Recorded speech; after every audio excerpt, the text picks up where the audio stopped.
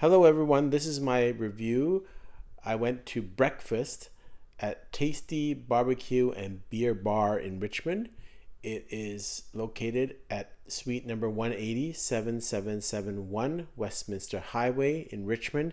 It's in a strip mall. There is parking outside. We were there at breakfast, so on a weekend, so I think the traffic was better. I would think it's going to be pretty busy in the middle of the day, but they're also open for late night for, as their title suggests, barbecue, beer, and a bar. It is a really neat place. They've got a patio, they've got a VIP room, and then we just sat in the regular restaurant, and you can see it is very safe. They've got all these for COVID protection. They've got all the screens between tables, and they've got a really neat signage. They've got all types of signage that makes it nice and bright. Lots of Chinese words.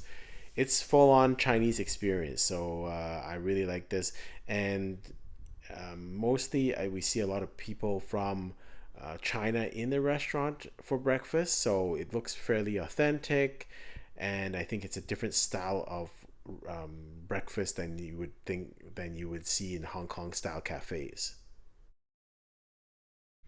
I'm not sure. We didn't speak English to them, so I'm not sure how their English is.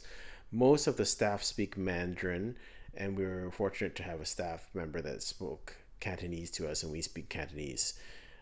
You order through, they kind of have a Korean type spin, Japanese type spin, where they've got these button buzzers where you can call your waiters and waitresses. The menu is bilingual, it's in Chinese and in English, and you just circle what you want. The prices are actually very, very affordable, especially for breakfast. Before I give you a review of the food, I wanted to kind of give you some photos of the restaurant. It's really neat, actually. The whole setup is quite nice. Got lots of character, lots of brightness. It kind of makes you very feel like you're in Chinese village, and so lots of Chinese words around. Good atmosphere. I kind of like the whole thing. Breakfast, of course, is not as crowded, but I'm sure when it gets hopping at night with the bar action, it's a really fun place to be. This is one of their VIP rooms, and it's really set up as not really a formal restaurant, but more like a bar with some food, small bites, affordable. You can get a nice drink, get lots of beers. Looks like their bar menu is quite extensive in terms of beers and other types of alcohol. I wouldn't say it's that high end, but it looks like kind of a more relaxed, chill atmosphere, and it looks fairly affordable. The pricing. So we were here at breakfast. So this is not your traditional American breakfast, ham and eggs and toast. It's neither the Hong Kong style cafe either, or dim sum. It's none of that. So it's probably, I think it's more like Beijing or China, Greater China type breakfasts, maybe the northern breakfasts. So it's kind of a little different, but it's neat. So we started off with pan fried minced beef buns with vermicelli, kind of what a gyoza or a pot sticker, but nothing like you would have in a Chinese restaurant or a Japanese restaurant. The minced beef is kind of brownish in color because it's beef, and it's got some vermicelli. Kind of tasty. They have vinegar and they have spicy sauce for you, so it was good. We ordered some congee. So we're thinking congee in terms of Hong Kong style cafes and restaurants with the white rice congee. No, that's not it. So there's two types that we ordered. One was the squash and millet congee, which is on the left hand side. That almost tasted like maize or grits, kind of watered down grits. So it was different. It was, I wouldn't say it's bad, but it was different.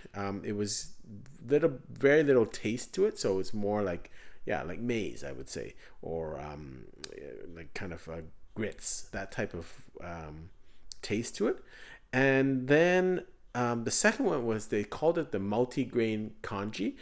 It tasted a lot like red bean soup. quite frankly, to me, it's a sweet soup. So, yeah, not what we expected, but kind of neat.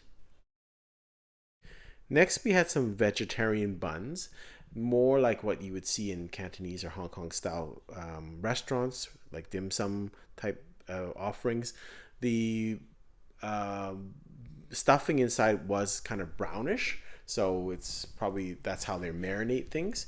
And so what we kind of learned is that this is kind of what I guess maybe people in China or then maybe the north or Beijing eat kind of dumplings for breakfast, which we would normally in North America associate with lunch or dim sum. They eat these for breakfast, and these type of congees and the other items that I'm going to show later on this video. Next is one of their signature dishes, and you'll have to ask them about what it is. I couldn't even find it on the menu. So I was lucky that our waitress spoke Cantonese. She said, "You got to try this." So she recommended to us. I actually didn't see it on the menu. It's a tofu dish, but it's got some meat sauce on it. But the tofu, I guess, is made in house, and it was wonderful. The tofu was nice and soft, and it was quite nice. I'm not a big tofu person, but this was actually quite wonderful. Sauce was good. You put a little bit of hot sauce on it and on top, and it's quite a nice dish. And the last thing we had, which they're also famous for, is their house-made Chinese donut. It's huge. So I've tried to put, for comparison, my chopsticks there. And so it's probably around a little bit longer than a 12-inch ruler. So maybe I would guess it's at least 12 inches, maybe 13 or 14 inches in terms. It's a really long Chinese donut. It's made right there, so it takes a little bit longer. And I don't think it's like how we would traditionally think of Chinese donuts, where you eat them with congee. I think people just eat them without the congee, just by itself, like bread. It does actually feel like bread. It's hot. It came out hot, steaming, and it tasted like bread. Some other places, the it's just you get very little bread part of it. It's just it's very hollow inside. But this one actually tasted like bread and looked like had the consistency of bread. So that was really neat, actually. Really nice place. Enjoyed it.